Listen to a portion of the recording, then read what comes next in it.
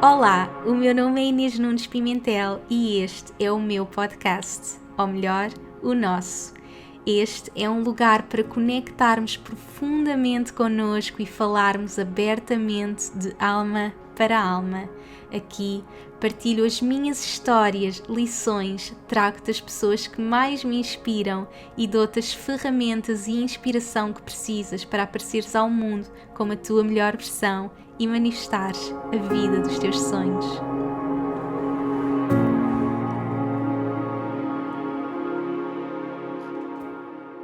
Olá a todos, sejam muito bem-vindos a mais um episódio. Para hoje trago o meu convidado mais especial, Daniel Pimentel. Bem-vindo, Daniel, obrigada por aceitares mais um convite. Para quem acompanha o podcast há mais tempo, sabe que o Daniel já fez vários episódios comigo. Nós fizemos um primeiro episódio logo no início, onde partilhámos a nossa história de amor. Fizemos um segundo sobre como crescer no amor e nas relações, onde partilhámos a nossa jornada de crescimento enquanto casal. Portanto, esse é para ouvirem com os vossos amores.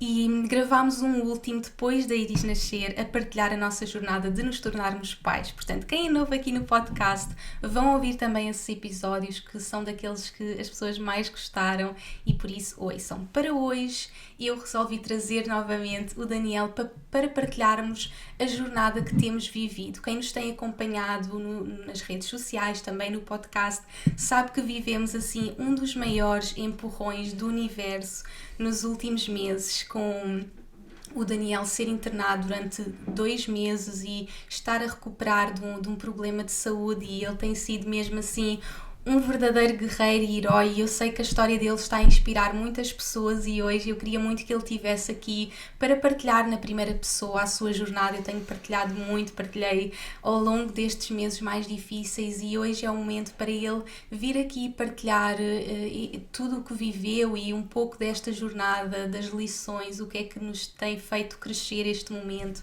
e por isso vai ser mesmo assim uma história de fé, acima de tudo, amor e superação. Por isso, mais uma vez, bem-vindo. Como é que estás? Tudo bem, obrigado pelo convite. Sim, mais um convite. O Daniel está assim com a voz um bocadinho rouca porque este problema de saúde também lhe afetou uma corda vocal e portanto também está a recuperar. Portanto foi assim mesmo um empurrão que afetou a todos os níveis. Para quem não acompanhou esta jornada, podes partilhar como é que tudo surgiu, como é que foi aquele momento, voltando ao início de tudo. Nós tínhamos vindo para Portugal apresentar a nossa bebê à família, estávamos super felizes e de repente começas a sentir o teu corpo a falhar, não é? E por muito que tu partilhasses comigo, só tu estavas a sentir aquilo de veres o teu corpo a falhar e não saberes o que era. Como é que foi? Como é que tudo surgiu? Bom, olá a todos. Obrigado, Inês, por me convidares e olá aos teus ouvintes, aos teus fãs. Eu vou partilhar a minha história de forma muito humilde.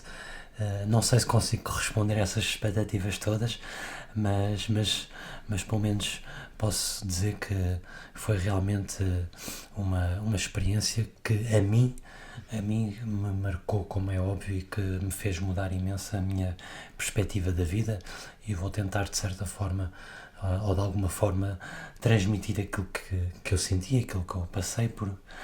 E olha, eu começo dizendo que um dia tudo muda, e acho que foi assim que é assim que esta história começa. É uma história de alguém que no dia 10 de outubro está no Algarve contigo e que se levanta às 6 da manhã enquanto tu ficas a dormir para ir correr 2 horas pela montanha, e era este o Daniel, era esta a forma em que eu estava, muito atlético, muito em comunhão com o meu corpo, como sempre muito desportista. E nós estávamos no Algarve, não era? Foi por volta do dia 10 de outubro, se não estou em erro. Lembro perfeitamente de acordar mais cedo, tu a pensares que eu era maluquinho, ainda estava o sol a nascer, e fui fazer uma corrida pela montanha, em trilho, que é uma corrida muito bonita, ao mesmo tempo também muito desafiante para o corpo. Quem o fez já sabe, porque é com subidas gigantes, e eu lembro de chegar super orgulhoso porque tinha corrido cerca de 2 horas sozinho pela montanha, perdi-me não sei quantas vezes, mas foi algo que eu desafiei, portanto era assim que eu estava, nesta forma.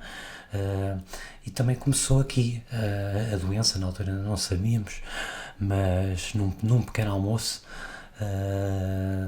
eu se calhar comi algo que não me quis bem e tive uma diarreia, se bem te lembras, e tudo bem, ficou tudo bem, mas nos dias subsequentes o meu corpo começou a mudar, e tal como eu disse ao início, um dia tudo muda, porque há um dia que eu acordo e tenho a mão muito dormente, não é? Tinha a mão dormente, não conseguia levantar sequer bem os dedos, e pronto, e comentei contigo, olha, eu devo ter dado um jeito a levantar a íris, e depois nem liguei muito àquilo.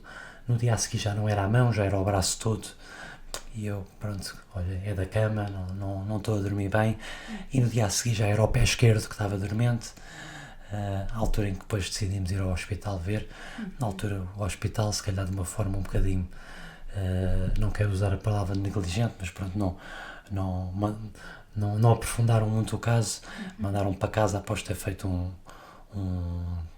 uma radiografia, e no dia a seguir eu volto a acordar, já não era o pé esquerdo, era também o braço, portanto de repente eu dou por mim, e em menos de uma semana não consigo levantar o braço direito, não consigo levantar o braço esquerdo, e tenho as pernas a começarem a ficar muito dormentes, e pronto, e começo a entrar nesta espiral de o corpo a desligar, e só eu a perceber que o corpo está a desligar, porque por mais que eu pudesse explicar-te a ti, explicar às pessoas, ninguém percebe, não é? E se calhar vocês, não é não é por maldade, mas sempre a dizerem, não te preocupes, não é nada, mas só eu é que sentia que o corpo estava-se a desligar, não é? Que eu sentia, não é? E sentia em todo o lado, era os abdominais, era tudo. E no hospital também ninguém me dá respostas, depois eu continuei a ir ao hospital, não é? Voltei a fazer como é que se diz, um TAC, depois também não acusou nada, voltei a fazer uma ressonância magnética, que tudo isso são experiências um bocadinho assustadoras, estar ali enfiado numa máquina, também não acusou nada, e eu lembro-me já tinha ido a dois especialistas, e o ortopedista depois mandou-me para o neurologista, e quando eu entrei no neurologista eu disse assim, bom, doutor, veja lá o que é que eu tenho, porque se é para me mandar vir cá amanhã, eu amanhã já venho, mas é de cadeira de rodas. E porque era assim que eu realmente estava, já estava completamente tanto o corpo completamente desligado, e pronto, isto é um momento que é assustador, não é? É assustador porque passa tudo pela cabeça, não sabes o que é, colocas tudo em questão, tens uma filha, tens uma mulher, tens uma família, e preocupa-te, pelo menos eu fiquei imenso preocupado com a minha família, o que é que será deles sem mim, como é que eles vão fazer A, B, C e D, e foi um bocado o percurso até dar a entrada, até que depois nesta altura o médico na altura me diz, o melhor é ir ao Hospital Santa Maria, eu tenho uma suspeita do que é que possa ser, mas vá lá. E depois, por acaso, voltando só um bocadinho atrás, nesta manhã, antes de eu ir ao médico, como tu te lembras, eu estava aqui em casa, estava mal, estava ali na sala sozinho, e tu apanhaste-me e deste muita força, e não sei, parece que quando estávamos a sair de casa, parece que foi uma despedida, não é? A forma como ficámos a olhar um para o outro, como a Iris ficou a olhar para mim, a forma como nos despedimos, parecia que sem saber já sabíamos que era algo que era grave, e que nos estávamos a despedir mesmo, sem saber quando é que nos voltaríamos a estar juntos. E, e pronto, e realmente o dia foi prosseguindo, fui ao hospital e até que depois fui ao Santa Maria e depois pronto, a bomba tornou-se realidade, porque na altura disseram-me logo, pronto, o Daniel já não recomendamos sequer que saia do hospital, porque os seus músculos estão a desligar todos. E como se sabe, a respiração, a função respiratória também depende de músculos e pode desligar e tem que estar aqui para, se for preciso, na eventualidade de ser ligada à máquina. E pronto, e aqui realmente pronto, estava sozinho, estava no hospital. É um momento duro e nem sequer podia estar com vocês, não é? Portanto, pois na altura eu lembro de ligar para vocês e para ti, e é quando, não é? Quando a gente quando percebe mesmo. Vais voltar para casa, exatamente, naquele dia. Que no fundo, se calhar, o nosso subconsciente até já sabia, e por isso é que estávamos naquela despedida, mas nunca imaginávamos que de repente a vida ia mudar mesmo e tu ias ficar internado e sem saber por quanto tempo. Para quem não conhece esta doença, podes só explicar brevemente, porque nunca sabemos que pode surgir alguém, conhecer, ter, e é sempre bom partilhar, porque realmente nós não conhecíamos esta doença, nunca tínhamos ouvido falar, e foi assim, apanhou-nos mesmo de surpresa. Claro. Bom, a doença chama-se Guillain-Barré, é um nome, eu diria que parece-me francês, mas pronto, chama-se Guillain-Barré, e é uma doença rara. E tudo começa num vírus, portanto é um vírus que qualquer pessoa poderia ter apanhado. Aliás, provavelmente muitas pessoas que estão a ouvir já apanharam esse vírus, só que o que acontece foi que o vírus que eu apanhei, que é um vírus normal, se instalou na medula óssea. E ao se instalar na medula óssea, ele gerou uma reação autoimune e então é que se chama o síndrome de Guillain-Barré. O vírus não se chama Guillain-Barré, é o síndrome. E o que acontece, de uma forma muito prática, é o vírus instala-se no medula óssea e a função autoimune fica completamente desregulada. E o meu corpo começa a reconhecer o sistema neurológico como uma entidade estranha. Portanto, todos os anticorpos que servem para me defender começam a atacar-me, porque estão a atacar o sistema neurológico. O que é uma grande chatice, porque não, em todo o corpo, o meu corpo começa a lutar contra todo o meu corpo. Portanto, é uma coisa assustadoramente incrível. E o que acontece é, quando o sistema neurológico começa a desligar, deixa de haver informação que é passada para os músculos. E pronto, e basicamente é um processo de desligar todos os músculos e deixa de haver, né, aqueles estímulos, aquela eletricidade que passa para os músculos e tudo começa a desligar. Exatamente. Portanto, os músculos desligam-se completamente e tu perdeste toda a força para conseguir fazer o que quer que fosse, levantar os talheres, calçar os sapatos, tudo, não é? E tal como afeta esses músculos, pode afetar a parte respiratória, a parte cardíaca e por isso ter de ficar logo internado.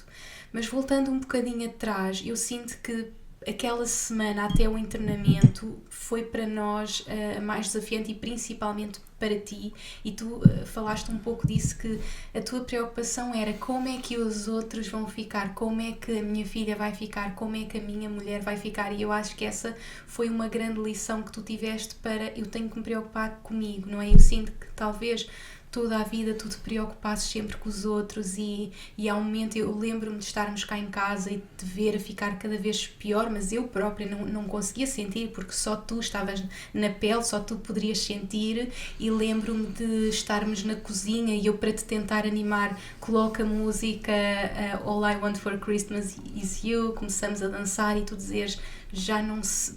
Ainda bem que celebramos hoje, porque talvez eu já não esteja cá para o Natal, não é? Tu sentias muito esse receio e lembro-me nos últimos dias, talvez no último dia, a tua grande preocupação era, mas tu não sabes os números das contas, tu tens que ter esta informação, ou seja, tu a viveres esse momento e a veres o teu corpo a desligar e a tua preocupação era os outros, não é? Como é que os outros iriam ficar?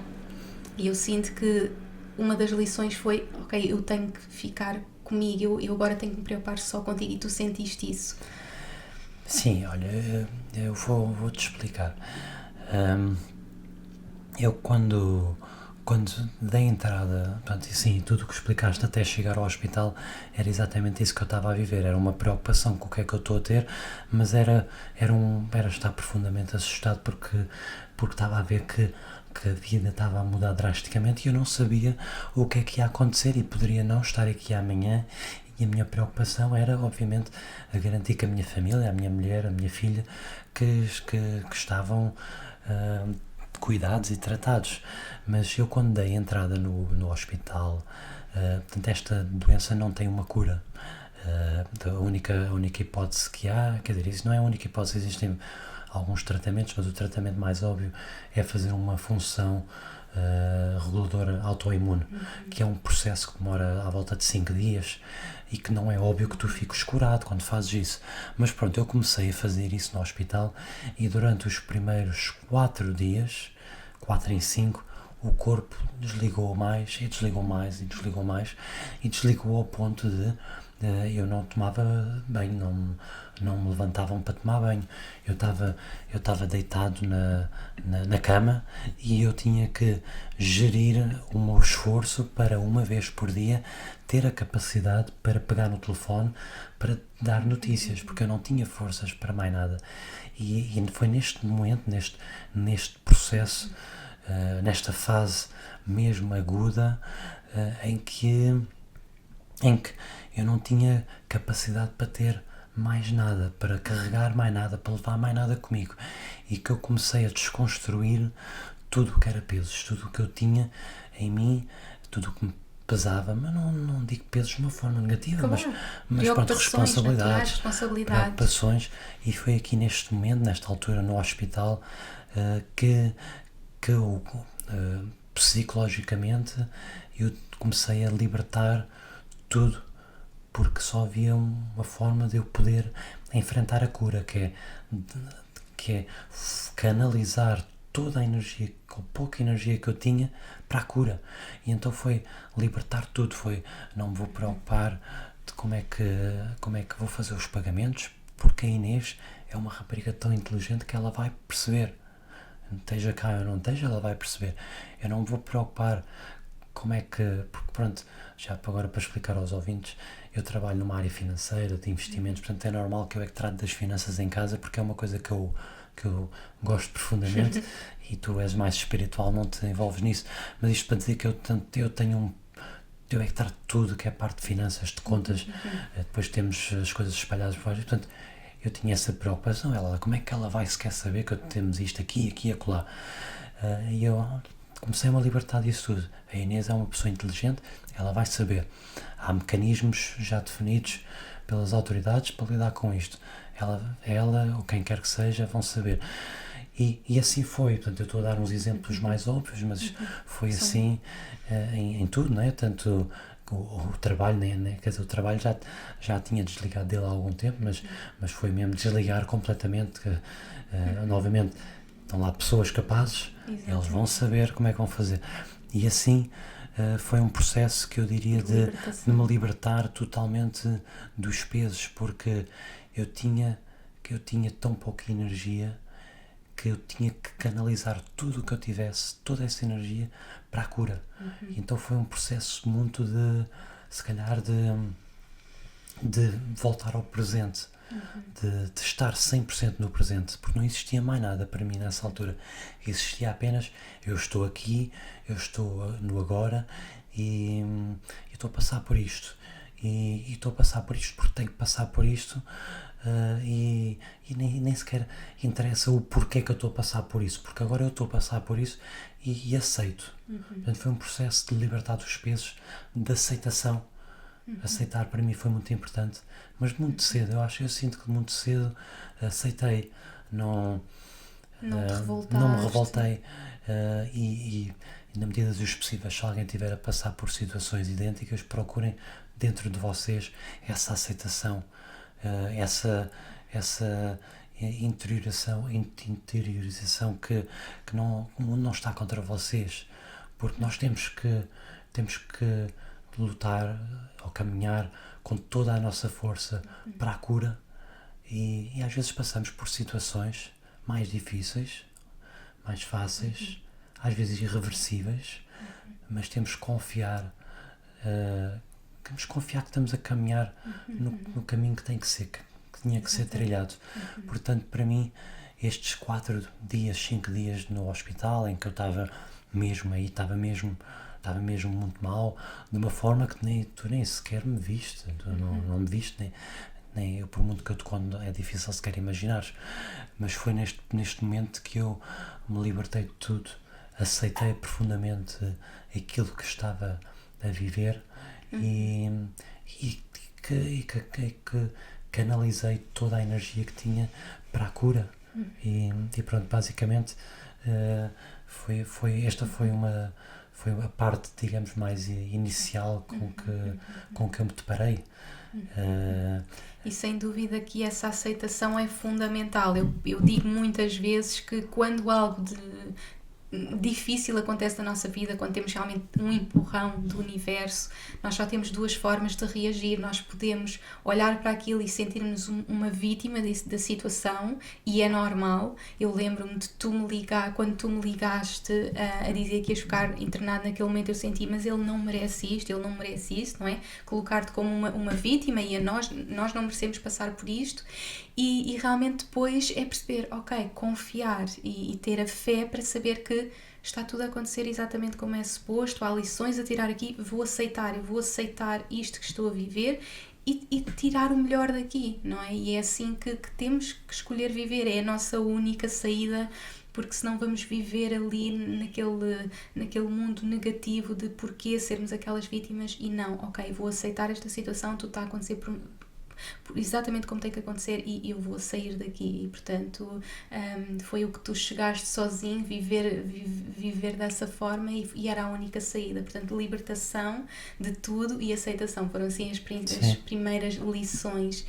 E sem dúvida que quem nos está a ouvir provavelmente não sabe, mas eu sinto que outra coisa que foi muito importante foi o facto de tu teres perdido a tua mãe muito novo. Tu perdeste a tua mãe com 4 anos de uma doença, de um cancro, e eu sinto que tu nunca tiveste sempre muita dificuldade a ouvir falar de doenças. Não é para ti ouvir falar de uma doença, não vamos falar disso. Para ti uma doença era uma coisa que levava à morte, não é? Era essa a tua experiência de uma criança sofrida, de uma criança interior sofrida que perdeu a mãe. E eu sempre, muito naturalmente, sempre falo de histórias, e para ti sempre foi muito difícil ouvir falar de uma doença, disto e daquilo, e de repente tu te paraste ali no Santa Maria, num momento de pandemia, em que eu lembro-me de tu dizeres, eu parece que estou num cenário de guerra, eu entro aqui e parece que estou num cenário de guerra. Tu de repente lidas com coisas que tu nunca imaginaste que ias lidar e que tu tinhas muito medo. Sim, olha, é verdade, é um facto que eu tenho sou quase hipocondríaco. Não sou mesmo, mas realmente não gosto nada de doenças, não gosto nada de ver essas coisas, né? Por exemplo, aquelas séries de hospitais, esquece, eu não gosto mesmo disso, e realmente é uma coisa que sempre me incomodou. E quando eu entrei quando eu comecei com isto, então quando entrei no Hospital de Santa Maria, era literalmente um cenário de guerra, era assustador. Andar naqueles corredores é pior do que vocês ouvem nas notícias, é mesmo assustador.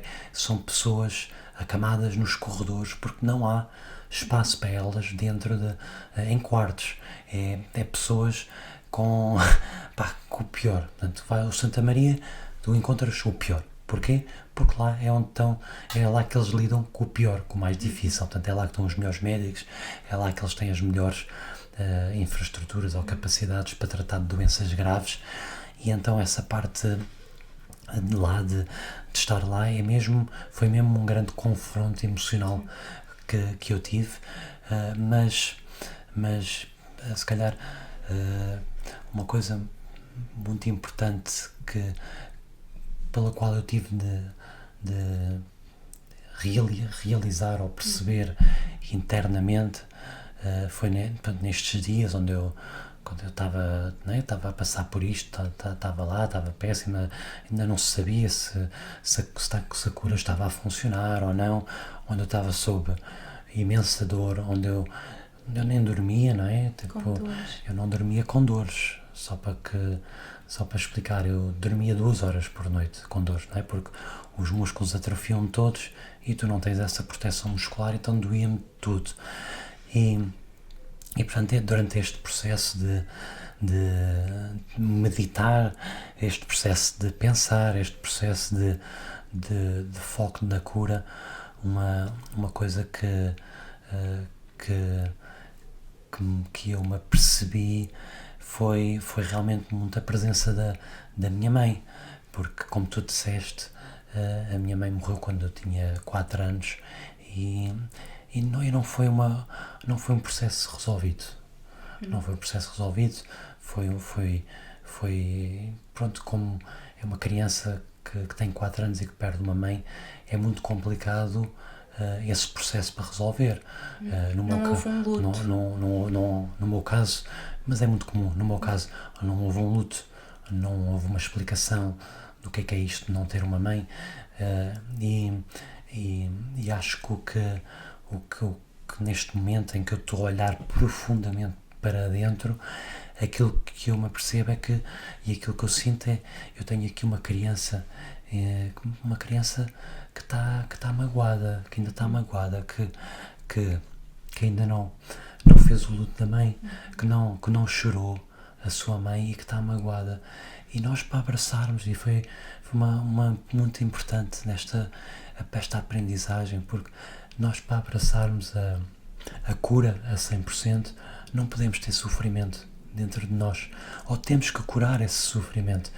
E sinto que foi isso que foi um ponto de viragem importante, foi perceber isto, perceber que tinha um Daniel, uma criança interior que estava magoada, que não tinha chorado, que estava triste, mas que sempre teve uma mãe que sempre o amou, que sempre o acompanhou, que sempre esteve com ele nos momentos mais difíceis, e foi preciso eu dar um abraço nesta criança e dizer-lhe: tu vais ficar bem, não te preocupes, seja aqui, seja onde for, vais ficar bem, tu amas a tua mãe, ela também te ama a ti.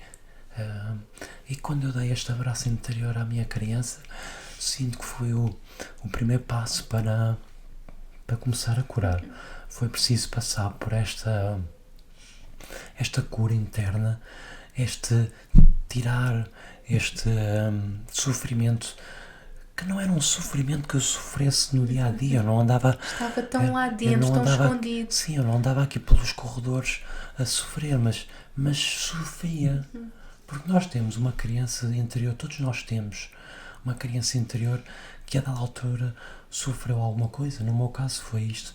E para eu poder abraçar a 100% esta cura, eu tive que abraçar esta minha criança e dizer: eu amo-te, Daniel, eu amo-te, e pá, está tudo ok, passaste por isto, foi difícil, agora já percebes, agora vamos fazer as pazes com isso.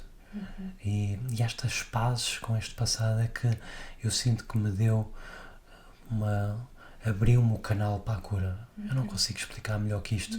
Eu peço desculpa, mas a Inês sempre me deu imensa força, sempre me deste imensa força pelas mensagens, quando eu conseguia ler, sempre me deste imensa força: não te preocupes, tu estás bem protegido, vais ficar bem, tens boa energia, foca-te na cura. E eu não conseguia focar na cura, focava, mas o que era isto de focar na cura? E gostava-me a perceber um bocadinho essa mensagem, mas quando eu passei por este processo interno de cura da criança interior, eu de repente dei por mim e o canal estava aberto para a cura. Eu dou por mim a fechar os olhos, a meditar, e a meditação acontece já de forma diferente. Eu já começo a ver as energias, a luz energética a entrar dentro de mim. Eu já estava receptivo para isso, e a partir daqui foi um processo lento, ainda está em curso, mas a partir daqui foi quando eu sinto que comecei realmente a minha cura, foi quando eu sinto que comecei, portanto foi por esta altura também que aquilo estabilizou e pronto, olha, sinto que foi assim que eu, sim, que foi nesta altura também que eu iniciei as fisioterapias. Depois, já agora continuando também para explicar, portanto, eu fiz este tratamento de 5 dias, não é? E eu tive a piorar os dias todos. Ao 5º dia, no último dia, é quando o corpo começou a estagnar. Eu senti pela primeira vez, ele hoje não piorou, porque todos os dias os médicos vêm e fazem testes, levanta o pé, faça assim, faça assado, e eu já estava num estado onde eu já estava deitado na cama, já nem me conseguia levantar, já não... Era essa macacada toda, e no 5º dia eu sinto que estagnou, não piorei. E depois, a partir daqui, começaram-me a introduzir fisioterapia, não é? Fisioterapia e terapia ocupacional para começar lentamente a recuperar. E depois houve um conjunto de circunstâncias pelas quais eu tive de passar, que quando, portanto, isto foi um bocadinho, né, dramático, não é? Primeiro é não saber o que é que eu tenho, né? Depois é entrar no hospital e é finalmente já saber o que é que eu tenho, mas não saber se a cura, se o tratamento vai resultar. Depois, passado os tais 5 dias, parece que a cura o tratamento está a funcionar. De repente, a médica também vem ter comigo e diz-me: olha, o Daniel, não, temos uma má notícia. O Daniel está com uma hepatite, está com um princípio de hepatite. Nós achamos que é uma reação a um dos medicamentos. Vamos ter que lhe tirar tudo. Portanto, eu fiquei sem poder tomar o que quer que fosse e eu estava sob muitas dores, e de repente não posso tomar nem sequer um Benuron. E portanto, mais outra montanha para ultrapassar. Ter que dormir, não dormia, não é? Dormia 2 horas por noite, 2 horas, onde a única coisa que eu podia tomar era um comprimido para dormir, que me dava para dormir 1h30, porque depois eu acordava. Mas acordava porque tinha dores, não conseguia dormir, e nesta altura, e agora trago o tema dor para a conversa. Nesta altura eu sinto que a dor foi... Eu sinto que usei a dor para a cura, e já agora deixo essa mensagem para alguém que esteja a ouvir, porque pode fazer significado para alguém. Eu sinto que usei a dor para a cura. Ou seja, aqueles momentos onde me doía tanto, onde doía tudo, onde simplesmente estar na cama, para mim não existia o conceito de estar deitado na cama, porque tudo doía. Estar em pé doía, estar sentado doía. Portanto, eu, nesta altura, foi um ponto que eu tive que abraçar a dor e pensar assim: eu vou usar a dor para me curar. Portanto, está-me a doer aqui, ok, então vou imitar com todas as minhas forças aquilo que aprendi na fisioterapia. E então, a dor foi uma motivação para fazer tudo o que eu conseguia, toda a energia que eu tinha para aplicar à fisioterapia. Porque eu pensava assim: se tu queres tirar esta dor, tu tens que crescer estes músculos. E mesmo que não tenhas mais, agora tens um bocadinho de energia, vou imitar aquilo que eu aprendi de manhã, né, com a fisioterapeuta.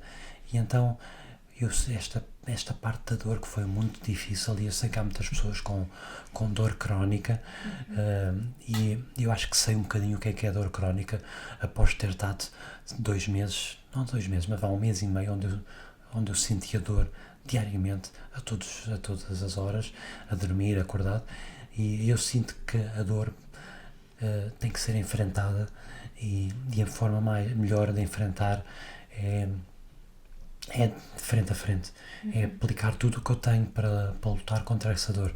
No meu caso foi: ok, está-me a doer o braço, então vou ter que fazer musculação, não é musculação de pegar em pesos, mas é musculação aplicada àquilo que eu estava a viver. E pronto, foi os médicos e as pessoas disseram que eu estava a ter uma recuperação muito boa, muito rápida, mas eu acho que depende de nós, não é? Depende de nós, nem sempre depende de nós, mas também depende de nós fazer a nossa cota parte, como se diz, não é? Ou seja, o universo em tudo, o universo dá-nos oportunidades, mas nós depois temos que, as oportunidades têm que ser abertas por nós, os desafios têm que ser, como é que se diz? Têm que ser ultrapassados por nós. Eu não posso deixar isto para ninguém, não é o médico, não é a Inês, não é o meu pai que me vão ultrapassar isto. Eu tenho que, o herói da minha história. Eu tenho que lutar, porque se eu não lutar, se eu baixar as forças, se eu baixar os braços, que vale ter esta equipa toda à minha volta, ter isto tudo, porque não vou conseguir fazê-lo. E portanto focaste toda essa tua energia na dor, ou seja, usaste tudo também a teu favor, mais uma vez. E foi aqui neste momento que também encontraste a fé, não é? Em momentos que não conseguias dormir, que começaste a dizer o teu responso de Santo António. Como é que surgiu essa história? Porque eu já partilhei aqui no podcast um pouco, mas nada como tu partilhar essa história que foi tão bonita e que te mostrou realmente que tu estavas protegido, não é? Sim. Primeiro tu percebeste, não, eu sou o herói da minha história, eu é que tenho que fazer isto, não é ninguém que me vai salvar, mas depois surgiu a fé que te mostrou realmente que não estavas sozinho. Claro, também para trazer uma tónica positiva à conversa, porque essa foi uma parte incrível, muito bonita e que foi muito importante neste processo todo. E eu diria, ou começaria por dizer que nestas circunstâncias mais difíceis, mas não só, em todas as circunstâncias, temos que abraçar os anjos que nos rodeiam, e os anjos não têm que ser necessariamente um santo. As pessoas que nos rodeiam, eu tive muitos anjinhos à minha volta de enfermeiros que foram verdadeiros anjos, que nos momentos mais difíceis, duas enfermeiras foram espetaculares, que foram verdadeiros anjos que apareceram lá, que era a enfermeira-chefe Elizabeth e era a enfermeira Cláudia, que estava a fazer ela já era enfermeira há muitos anos, mas estava a fazer uma especialização, um estágio / especialização na área de reabilitação. E eram anjos que passavam lá, que pelo seu sorriso. Às vezes nós estamos nestes ambientes, estamos cansados, estamos com dor, estamos a passar por... E às vezes as pessoas esquecem-se que a única coisa que se calhar a gente precisava ali naquele momento é um sorriso. E nestes momentos, estas duas pessoas em particular tinham uma capacidade de sentir que o Daniel precisa de um sorriso, e às vezes chegavam e era uma coisa tão simples como simplesmente de tocar assim com a mão, né? Que é uma coisa que ninguém faz nos hospitais hoje por causa da porcaria do Covid, mas elas simplesmente às vezes chegavam e davam assim um toquezinho, sorriam, e eram realmente uns anjinhos que me ajudaram imenso, que me deram mesmo muita força, e que é fantástico, que eu achei impressionante pelo amor que têm ao que fazem, porque hoje em dia há muitas pessoas que estão muito tristes nos trabalhos e no que fazem, mas felizmente há muitas pessoas que têm uma paixão enorme pelo que fazem e têm um impacto gigante. Portanto, olha, por falar em anjos, estes foram os primeiros anjos que me acompanharam na jornada toda e que foram incríveis, essenciais para me dar mesmo muita força. E depois, claro, eu sou uma pessoa católica, sou religiosa, que acredito muito em Deus e nos anjos que Deus tem. Mas cada um de vocês tem as vossas crenças, e no meu caso foi incrível, foi muito importante abraçar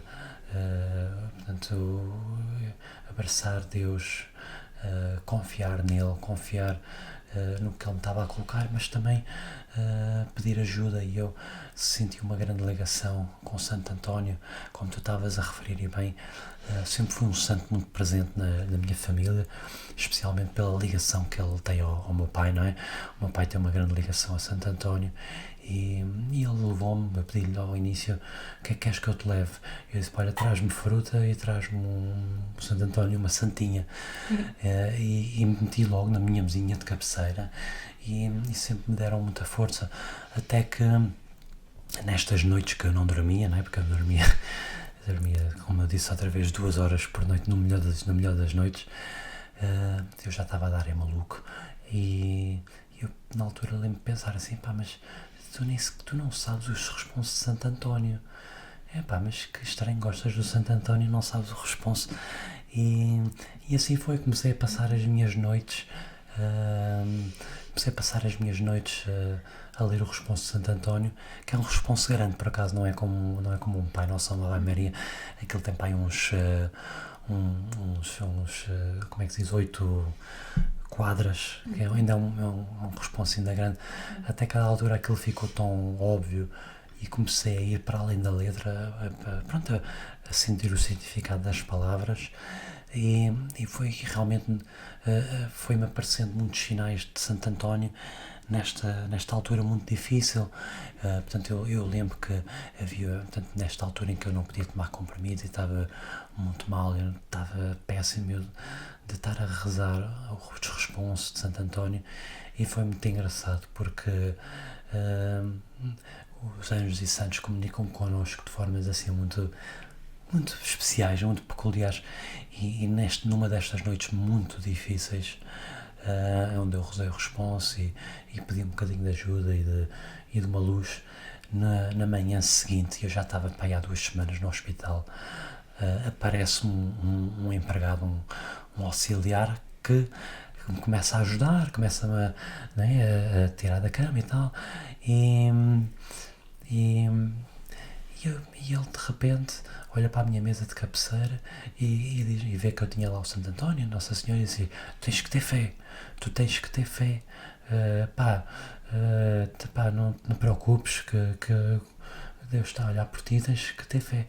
E eu achei aquilo muito curioso, porque em 2 semanas de estar no hospital, nunca por uma única vez houvesse um auxiliar, um enfermeiro ou um doutor que tivesse feito uma referência a Deus. Nunca, não é por mal, mas nunca ninguém fez uma referência.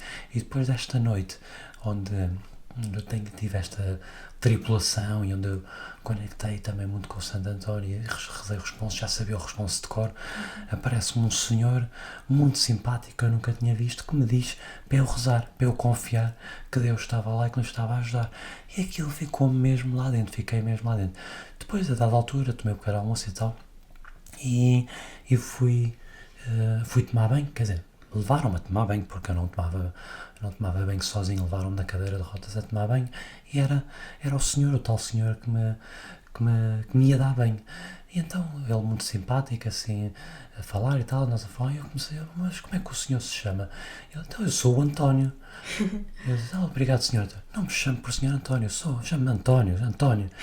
E aquilo foi chocante para mim, porque bateu a chapa toda uma na outra, que é bolas. A primeira vez que me falam de Deus no hospital, depois desta noite onde eu peço a Santo António, então não é que me aparece este senhor e chama-se António. Aquilo foi uma revelação que me deu muita fé, muita força, muita energia, e assim foi. Santo António foi caminhando comigo ao longo desta jornada, deu-me muita força nos momentos mais difíceis, e depois mais outra tribulação pela qual eu passei foi que do nosso bloco, que é um corredor, houve 2 enfermeiros que tiveram Covid, e um dos enfermeiros esteve muito em contacto comigo, e então ficámos todos de quarentena. Não será, se calhar preciso explicar, mas qual não é o nosso pânico de podermos estar infectados com Covid, porque nesta fase onde o sistema imunitário está mal, baixo, depois de tudo o que eu já passei, agora se eu vou ter Covid, meu Deus, isto é a desgraça.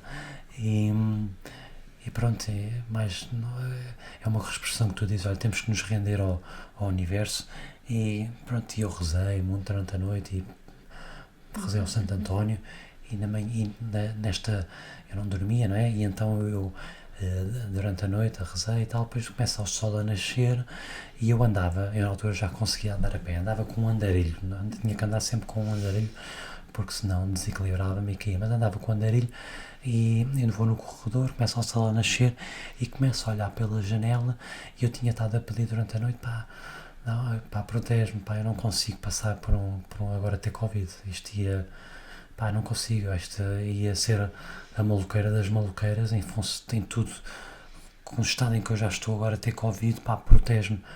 E estava muito preocupado, estava um bocadinho nervoso com isto. E depois rezar ao Santo António, estava de manhã lá a passear com o andarilho, vou à janela, e a primeira coisa que eu vejo é o sol a nascer e uma carrinha a passar que vinha da clínica de Santo António. Não sabia. Foi, vinha da clínica de Santo António, e eu fiquei sem bolas. A primeira coisa que eu vejo é isto, é o sol e é a clínica de Santo António. Foi, e tipo, ok, agora é tranquilo, passou aí. E pronto, e aquilo que eu posso dizer é que nós temos que abraçar os anjos que nos rodeiam. Temos que nos abrir. Temos que nos abrir aos anjos que nos rodeiam, sejam eles pessoas, sejam eles amigos, sejam eles santos, sejam eles anjos. Eles estão à nossa volta, nós temos que nos abrir a eles e comunicar com eles. Não comunicar só nos momentos difíceis, em todos os momentos, aprender a comunicar com eles, porque eles estão cá, eles estão à nossa volta, e eu tenho a certeza absoluta, porque eu tive contacto com eles, coisas que não deixam mesmo margem de dúvidas. Que lindo. E depois dessas primeiras semanas então no Hospital de Santa Maria, há um momento que tu me ligas e dizes o pior já está para trás. Eu hoje tenho a certeza que o pior já está para trás, não é? E começas então a perceber que, ok, o pior já está para trás, agora eu tenho a recuperar, só depende de mim, e colocar toda a tua energia na recuperação, nas fisioterapias. Entretanto, com isto tudo, consegues também sair de Santa Maria, que era também um grande objetivo, conseguires ter alta e depois ires então para Alcoitão. Como é que foi depois essa jornada de perceber, ok, o pior já passou, e começares então a tua recuperação e depois essa mudança para Alcoitão? Sim, portanto, eu estou-me a tentar lembrar dessa circunstância. Eu acho que quando disse que o pior já passou foi quando eu realmente senti que ok, já estabilizei isto, já não tenho aquele problema do fígado, porque eu ainda andei muito preocupado com a questão do fígado, que eu não podia tomar nada, diziam que eu tinha hepatite e tal, uma loucura. Depois com a cena do Covid, depois a da altura eu senti que, ok, eu acho que realmente o pior já passou, e foi na altura em que o corpo já estava a reagir, né? Já conseguia andar um bocadinho, ainda não conseguia levantar os braços, mas pronto, já estava a começar a ter progressos na minha... Começava a haver certos progressos, e é nesta altura que eu depois vou para Alcoitão, que é um ambiente completamente diferente, não é? Portanto, o Santa Maria eu chamo aquilo um cenário de guerra, como disse há bocado, porque tu vês tudo e mais alguma coisa. Psicologicamente a pessoa tem que se manter forte, mas é difícil quando passam 4, 5 vezes por ti pessoas no corredor que não têm tipo metade de uma cabeça, porque tiveram que fazer uma operação do arco da velha, ou porque têm um Alzheimer num estado avançadíssimo, ou porque têm demência, então portanto a gente vê coisas mesmo que são psicologicamente muito difíceis. Depois eu tinha no meu quarto pessoas que também, umas espetaculares, que estavam muito queridas, mas também tinha outras difíceis. Tinha uma senhora que ela estava num processo de demência, que ora se estava a rir, ora se estava a berrar, a chorar, e a pessoa está frágil emocionalmente, tem que ter que lidar com isso, não é fácil. E foi então, mesmo essa cura de lidares com todas essas situações? Também lidar com isso, mas depois quando eu vou para o Alcoitão é quando muda o ambiente muda mesmo, o ambiente de Alcoitão é muito mais virado para a cura. As pessoas que estão em Alcoitão é porque já estão em processo de cura, já não estão em processo de sobrevivência, digamos assim. Portanto, eu tive que estar uma semana de quarentena, E depois juntei-me cá ao resto das pessoas cá em baixo e foi uma mudança de paradigma, de espaço, e aí foi abraçar a 100% todo o processo de cura. Não sem antes como é que se diz, o universo me colocar mais uma pedrinha. Exatamente, que era o que eu ia falar. Exatamente, me colocar mais uma pedrinha pelo caminho, que foi esta voz que vocês estão a ouvir agora. A dada altura eu estava bem, estava bem. Também não tinha afetado a voz, ele sempre falou, e de repente assim que passa para Alcoitão, ele apanha talvez uma faringite, não foi?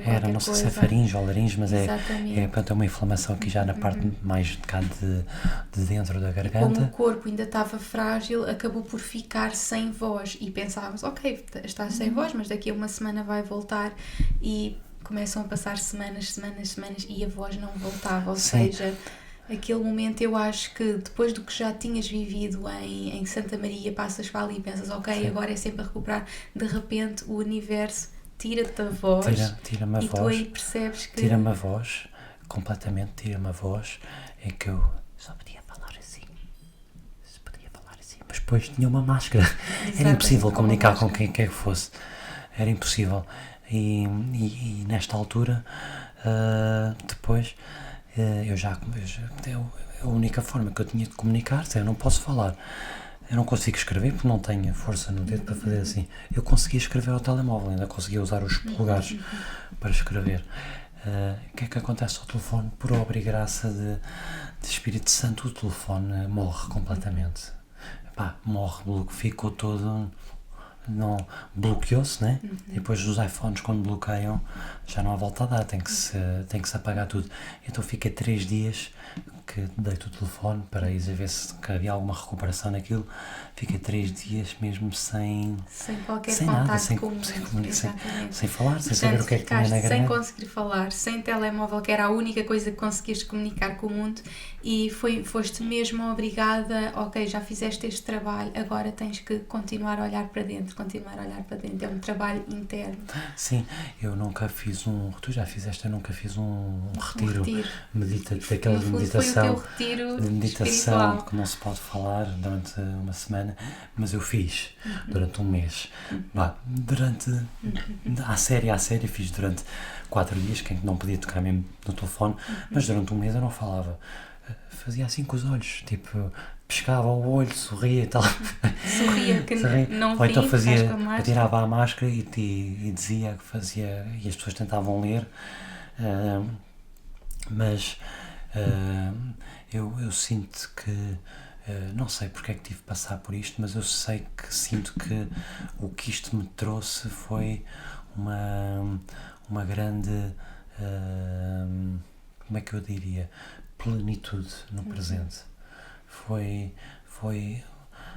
Isto ajudou-me a chegar a um ponto onde eu tenho tudo o que preciso aqui no presente, ou seja, sinto que se calhar tive de passar por isso para pensar nisso, para realizar, aprender isso, mas eu sinto que neste momento onde eu não posso sequer comunicar,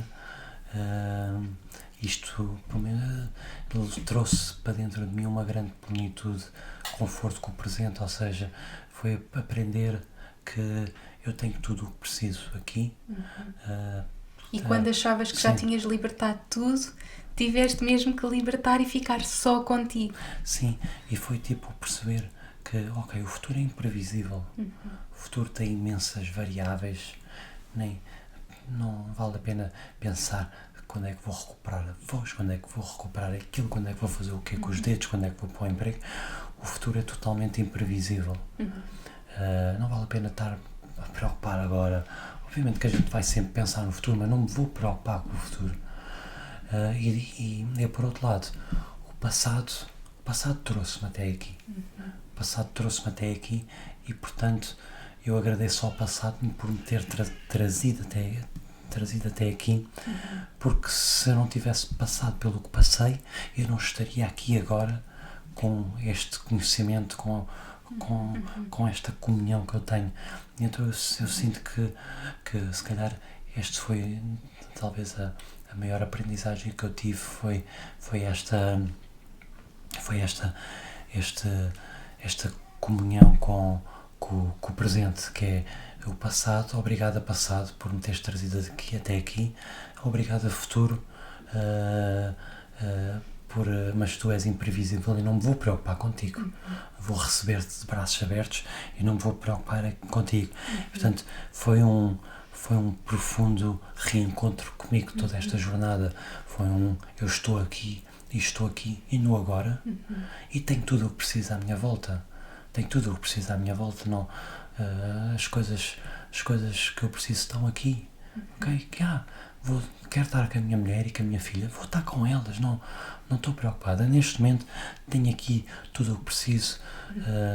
E foi fazer esta paz com o universo, esta paz comigo, com o passado, com o futuro, e reencontrar-me e ganhar esta paixão por estar aqui e por estar no agora, pela bênção que é respirar, pela bênção que é abrir a água da torneira e correr a água, porque essa água vem da montanha, e essa montanha é natureza, e natureza é vida.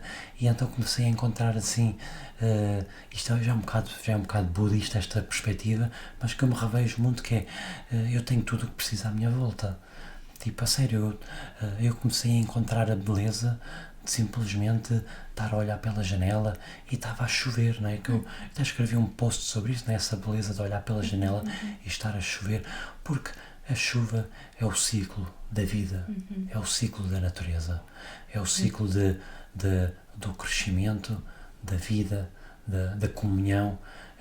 Aquela chuva tem vidas, que alimenta animais, alimenta plantas, e então a gente, quando começa a ir mais profundamente no que nos rodeia, esta perspectiva de estar ali, sem poder falar, sem poder ver, falar com pessoas, estar no agora, nem sequer tinha forças para fazer o que quer que fosse, não, trouxe-me muito para este momento presente e apreciar realmente a beleza do que nos rodeia, e apreciar a beleza das pequenas conquistas que eu também ia tendo, porque era aquilo que eu estava a dizer no outro dia. Eu não conseguia lavar os dentes e de repente já começo a conseguir lavar os dentes. Era fantástico, era uma alegria. Já conseguia andar, já conseguia tomar banho, já conseguia comer e já conseguia lavar os dentes. Meu Deus, não é isto felicidade? Há um mês atrás, quando estava deitado na cama e estava cheio de dores e dormia 2 horas, isto é como ir ao dentista, e acho que se calhar tu vais-te rever. A gente, quando vai ao dentista, até irmos ao dentista, nunca pensamos nas dores dos dentes. Nunca pensamos, estás o dia normal, estás na boa, estás preocupado se vais fazer aquilo ou aquilo outro, não sei o que, não sei o que mais. Quando vais ao dentista e estás com uma verdadeira dor dos dentes, tu pensas assim: o que eu não dava para não ter uma dor de dentes. Exatamente, sim, o que eu não dava para não ter. E eu passei por isso. Não era uma dor de dentes, era uma dor generalizada, onde me doía tudo e o meu corpo. E eu só pensava assim: o que eu não dava para conseguir estar deitado, o que eu não dava para conseguir lavar os dentes. E eu sinto que neste momento isto ficou realmente entranhado, e esta felicidade, este reencontro comigo, este apaixonar-me por mim, este estar no agora, estar aqui, deveu-se a estar no momento presente e a estar apaixonado, porque bolas, lembra-te, porque tu estás aqui, tu tens já tudo, tu levantas-te, está lá fora a chover, esta chuva alimenta a vida e tu estás a lavar os dentes. E quando acabares de lavar os dentes, vais-te deitar na cama e tu não conseguiste fazer nada disto há um mês atrás. Portanto, tenho aqui tudo neste momento que preciso.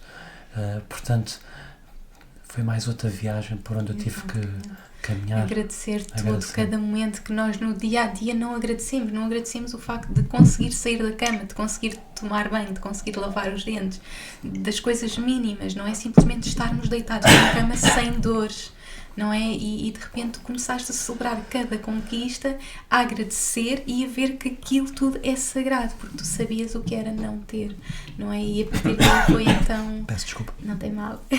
E a partir daí foi mesmo recuperação, também esta fase de pandemia fez com que tivesses que viver tudo sozinho e nada é o acaso, tinha mesmo que ser, tinhas mesmo que ter vivido tudo sozinho.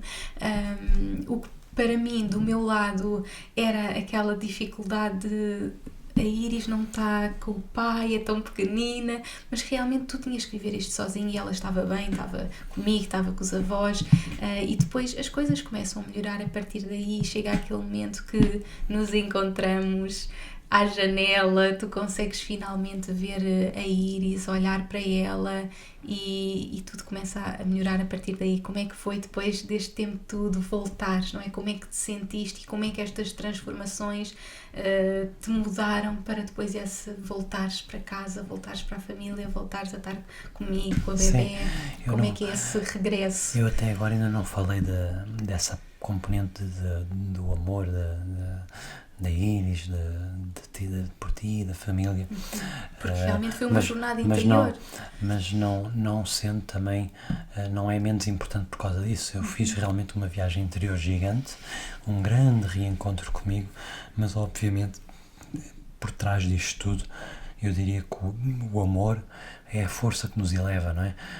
O amor é a força que nos eleva, e o amor pela minha filha, o amor por ti, o amor pela minha família, o meu pai, os meus sogros, os meus amigos, é a força que realmente nos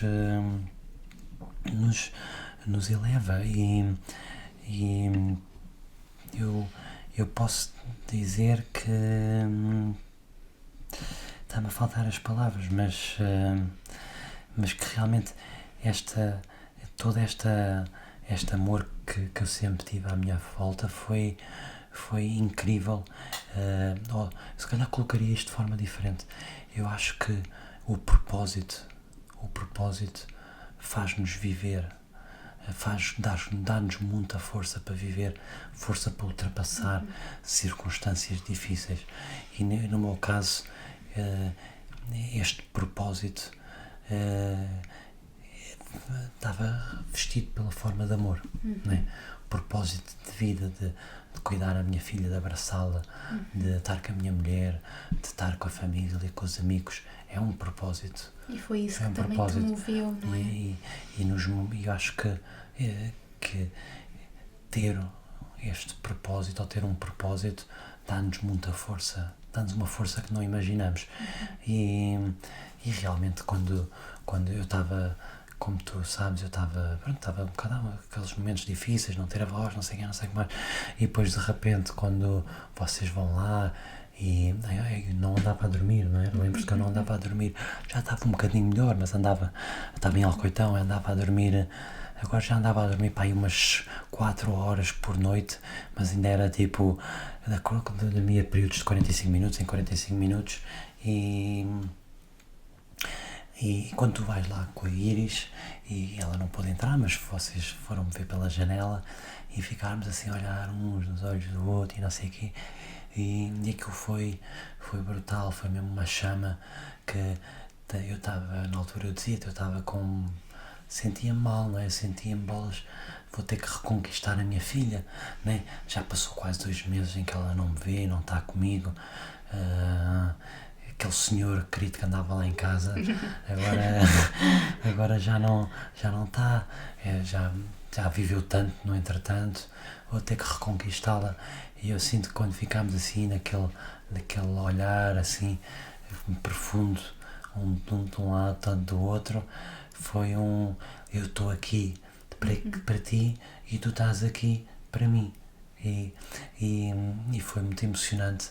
Foi muito simples, foi do género, não te preocupes, eu estou aqui à tua espera, e nessa noite dormi 8 horas, e foi a primeira vez que eu te mandei uma mensagem a dizer assim: amor, eu hoje dormi uma noite toda, da meia-noite às 8 da manhã, e foi uma alegria. E também sei que tu também me contaste que a nossa bebê estava com uma grande irritação na pele, não é? Pele. Ela, desde que o Danny saiu, ficou internada, ela começou a ficar com uma espécie de eczema que nós não sabíamos, achávamos que era do frio e colocámos vários cremes, experimentámos várias coisas. E só quando ela teve com o Danny é que ela começou a melhorar. Portanto, foi algo também emocional dela sempre ter estado com o pai desde sempre, não é? E estarmos nesta situação de pandemia, acabámos por viver os três muito intensamente tudo, até virmos para Portugal, não é? Vivemos sempre os três e mesmo o tempo que tivemos cá, antes de ser internada, era sempre muito mãe, pai, e sempre muito com o pai. Portanto, ela sentiu realmente a falta do pai, não é? E quando o via mesmo cá à distância, ela começava a melhorar, ok, ele está lá para mim. Portanto, é incrível como o emocional afeta, e ela, por muito que ainda seja muito pequenina e que não afete, e ela talvez nunca se vá lembrar, talvez fique ali qualquer coisa.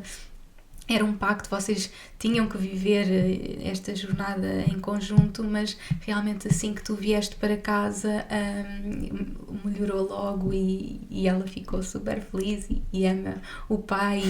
E assim que tu chegaste, ela assim estranhou, mas depois era como se nunca tu tivesses te separado dela. Portanto, foi esse amor também te moveu, e também foi esse propósito que te fez sair dali e vir para casa e recuperar.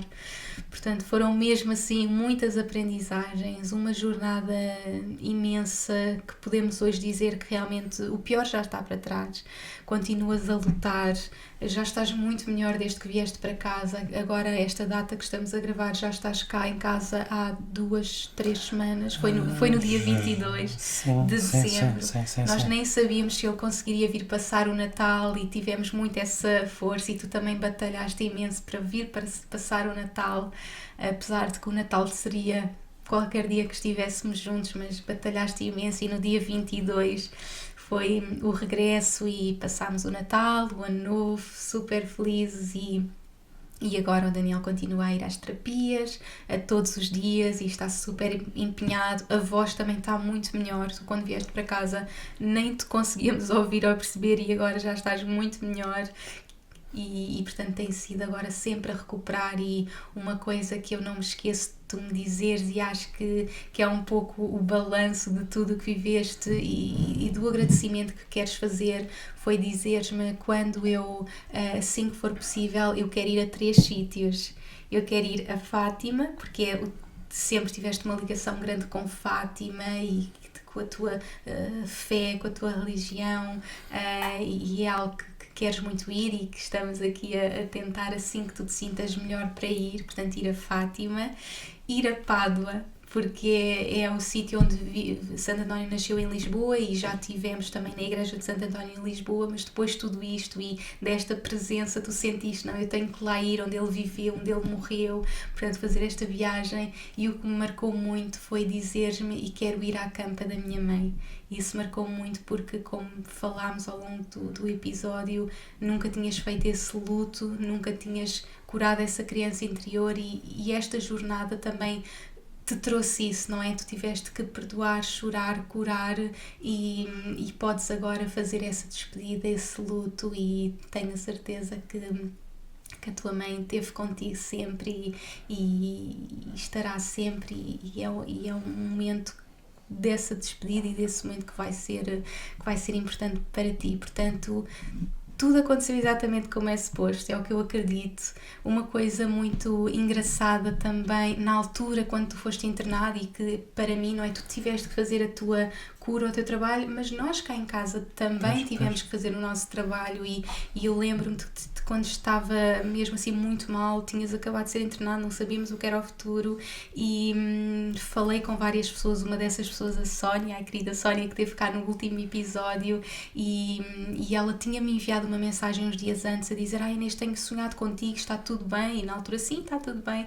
E depois então eu mandei uma mensagem: já sei porque é que estavas a sonhar comigo, isto aconteceu. E ela ligou-me logo e disse: eu vou já fazer o mapa do Dani para perceber o que é que está a acontecer, e ela disse-me algumas coisas que me ajudaram também nesse meu processo, nomeadamente para quem gosta de numerologia, vocês sabem este lado mais espiritual que eu adoro, que me ajuda a compreender um pouco também a vida.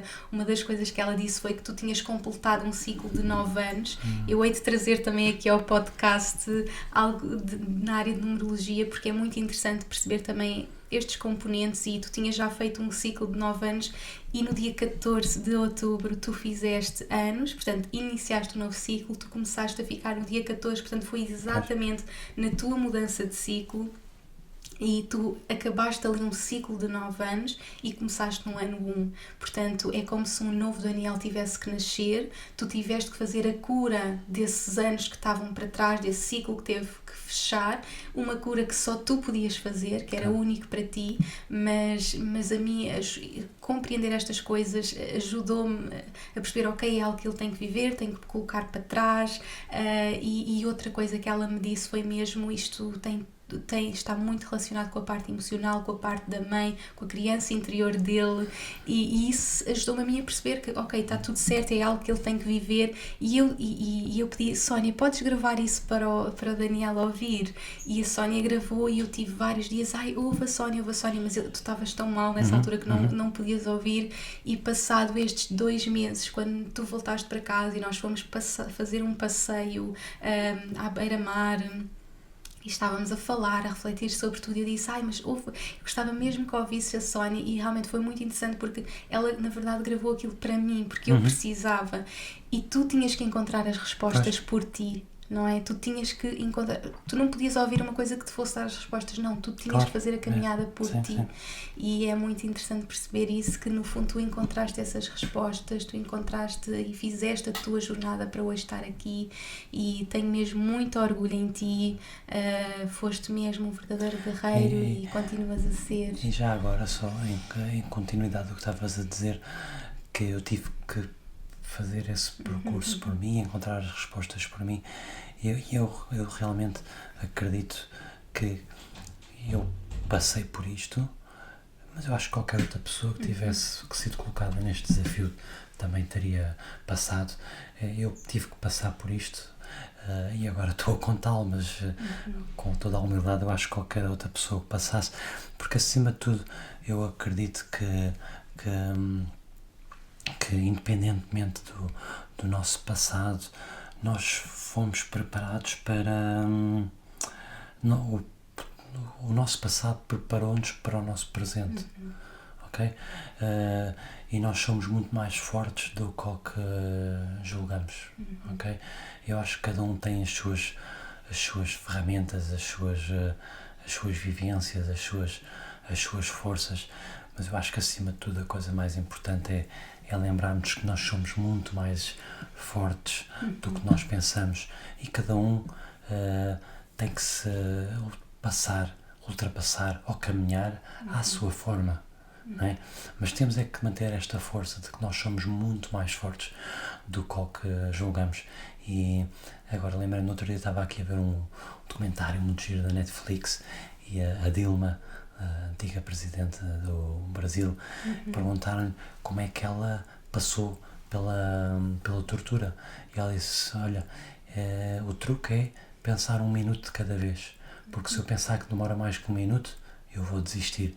E eu revi-me um bocadinho nessa expressão, porque eu acho que é um bocado isso, é pensar que nós somos mais fortes, somos muito fortes, e a continuar a dar um passo de cada vez, e agarrar-nos àquilo que é de bom, àquilo que é positivo, agarrar-nos ao nosso passado. E, por exemplo, no meu caso, coisas que foram importantes no meu caso muito específico foi... eu medito, como se tu deste-me uma prenda de anos, que era meditar, e então eu tinha andado, já estava a meditar, já tinha a prática de meditar, e a meditação foi muito importante neste processo todo. Portanto, eu já tinha, digamos, as ferramentas dentro de mim, e acho que cada um tem que encontrar as suas ferramentas. Por exemplo, a meditação deu-me muita força para passar os momentos mais difíceis os momentos mais assustadores, ou por exemplo quando tive que entrar dentro daquela máquina do MRI, que aquilo é, meu Deus, é tipo 40 minutos ali fechados. A meditação deu muita força para isso. Ou por exemplo, como tu sabes, é muito importante para mim o caminho de Santiago, e eu já o fiz 3 vezes. Eu acho que o caminho de Santiago preparou-me de uma forma inacreditável para esta caminhada que eu tive de fazer, pela força da perseverança, de dar um passo de cada vez, de abraçar o desafio. Ou por exemplo, as artes marciais, não é? Que eu faço há muitos anos, também foi importante para este momento. Aquela força de que, especialmente para uma pessoa que treina, não é, luta, combate, uma coisa que nós aprendemos é tudo muda, a qualquer altura tudo muda, e agora posso parecer praticamente derrotado, mas basta um golpe certo, no momento certo, e eu não vou ser derrotado, vou ser vencedor. E esta disciplina das artes marciais, de manter a força psicológica, de aguentar, porque vai haver uma altura que eu vou dar a volta, e nessa vez que eu der a volta eu vou agarrar por cima. E toda a positividade que aprendi sempre contigo, não é?